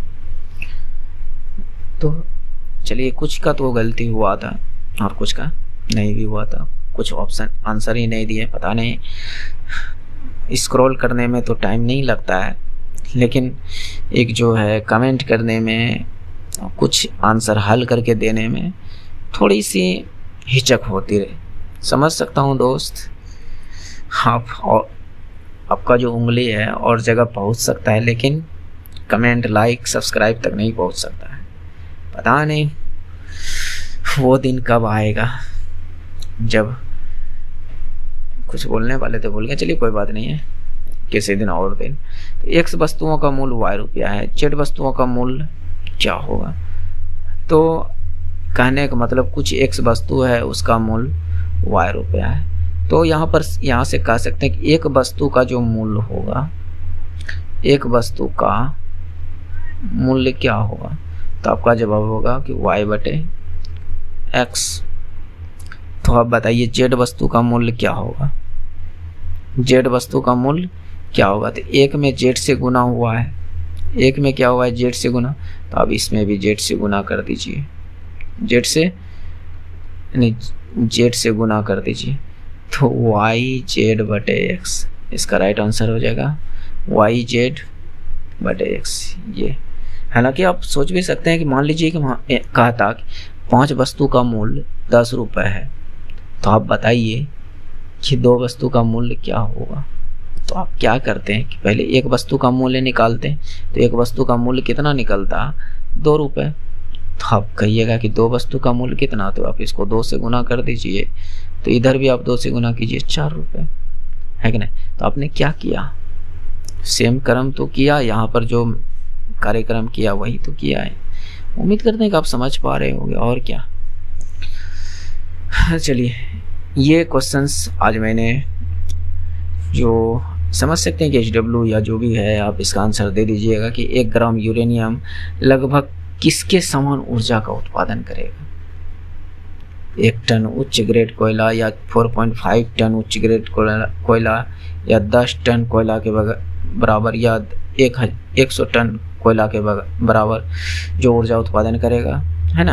यानी 1 ग्राम यूरेनियम किसके बराबर ऊर्जा उत्पन्न करेगा? अच्छा क्वेश्चंस है। उम्मीद करते हैं कि आप लोग आंसर दीजिएगा, चाहे कैसे भी गूगल करके दीजिए, चाहे जैसे भी दीजिए, लेकिन ज़रूर दीजिएगा। ओके, उम्मीद करते हैं कि आप दीजिएगा आंसर। दोस्त, हिचक मत रहिए, ऐसा आपको ये एहसास ना होना चाहिए दोस्त कि आपके कमेंट से हम क्या कहते हैं, बहुत बड़ा यूट्यूबर बन जाएंगे या बहुत बड़ा आदमी बन जाएंगे। नहीं दोस्त, भले आपके सबको प्यार बना रहे, सबका साथ मिलते रहे, तो फिर हो सकता है, लेकिन अभी आपके एक लाइक सब्सक्राइब से नहीं, लेकिन भले हमारे चैनल को बूस्ट मिलेगा, तो इस बात को समझिए। तो ये हमारा टेलीग्राम लिंक है, इससे जुड़ जाइएगा, यानी QR है, अगर नहीं मिले तो डिस्क्रिप्शन दे दूँगा। बाकी बात आप सब्सक्राइब, लाइक, शेयर कर सकते हैं अपने दोस्तों में। बाकी बात मिलते हैं नेक्स्ट वीडियो में। Thanks for watching.